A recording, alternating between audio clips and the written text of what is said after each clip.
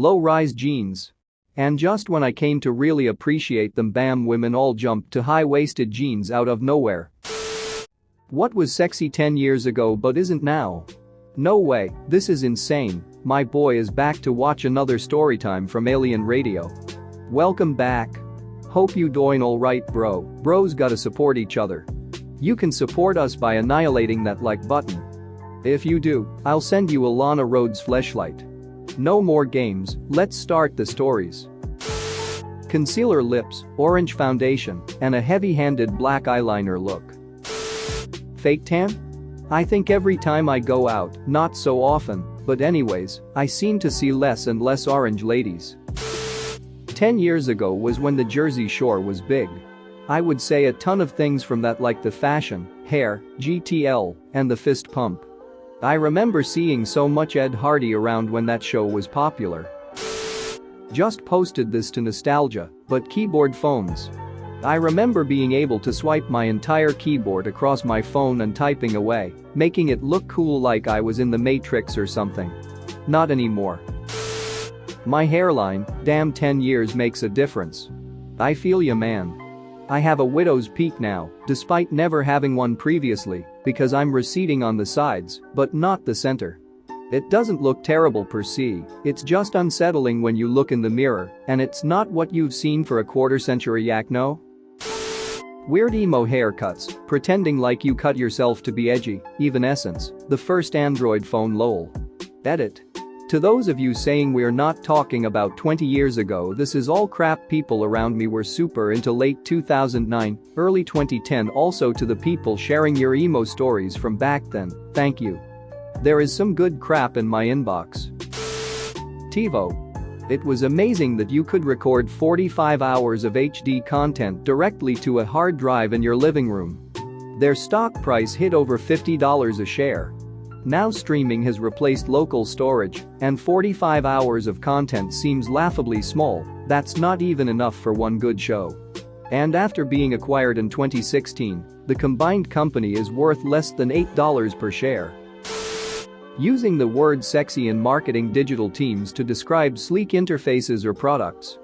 The time when the phrase sleek, sexy exterior stopped being used in advertising for cars and laptops directly coincided with the time when advertisers started realizing that there were people that actually get turned on by varying degrees of anthropomorphized cars and laptops.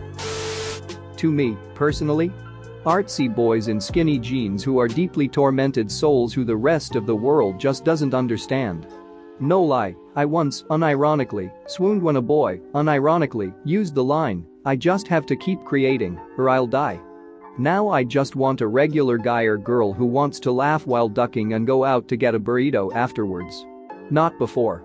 Never before. Performative sexiness is way less sexy than an effortless connection. I am happy to leave the artsy boys to the next generation. Skinny eyebrows. As long as they are not taking it too far into the extreme, with thick, overdrawn Groucho eyebrows. Beauty is cyclical, thin eyebrows will be back eventually. It happens every 25 or so years. Girls in the 70s had thin brows, Clara Bow and other silent film stars 100 years ago had thin brows. But yeah, I agree that it looks weird at this point in time. When I was in high school, there was one year where every girl at my school suddenly started wearing a feather in their hair. Did anyone else experience this, or was my high school weird? This was huge at my school in the spring. So when we came back to school after summer break, no one had theirs anymore, and it was totally uncool. One of my teachers didn't get the memo that it was over, and she came to school with hers in on the first day, and everyone talked about it. I still feel bad, lol. Google Plus could have been decent if they had released it at a similar time as Facebook. But Facebook dominated social media by the time they even thought of Google Plus. Google really blew the launch there. Google Plus was launched right around one of the very many times when Facebook did something stupid that pissed everyone off. A handful of people started posting, "Well, duck this, I'm just going to Google Plus now. See y'all there," posts linked to profile. And Google, rather than just saying "come on over here, you'll love it, it's great," allowed the platform to remain in closed beta. You had to have an invite to get there, and they were stingy with them. The buzz died down, People stopped talking about it, and everyone went back to Facebook. Had Google capitalized on the anti-Facebook sentiment at the time, things might have been different. By the time Google Plus was openly allowing signups, its time had passed and it looked like a fad. Eventually it faded out. Tila Tequila. Now she is a literal Nazi.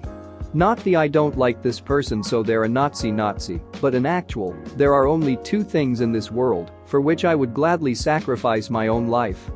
The destruction of all Jews and preservation of the white race." Nazi. Yes, that is an actual Tila Tequila quote. Edit. Someone in the thread said she had a head injury. Looking into it, it looks like she did have some brain injuries after outing. I feel like women's casual wear in general is always sexier than it was 10 years ago, and it's starting to make me feel old. I imagine when I'm old I'm going to comment on some lady's outfit being really revealing, and my grandkids are going to roll their eyes and say something like, "You're so old-fashioned, Grandpa, her asshole isn't even open." I'm 40. I've been practicing and teaching yoga for many years. 10 years ago, women were shamed for wearing leggings because they were too revealing. If you all saw what passes as appropriate yoga attire now, you'd pass out. It's basically a competition to see who can wear the least clothing. It cracks me up though yoga is sweaty and long pants can dramatically help manage the sweat.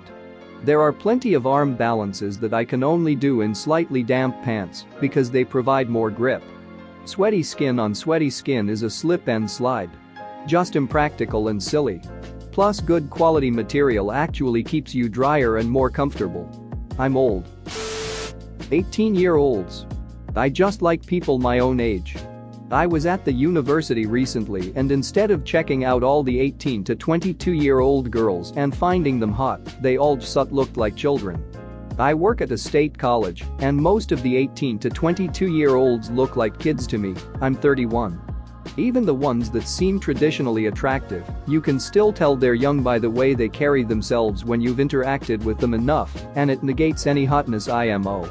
I worked at a university from the age of 24 to 35.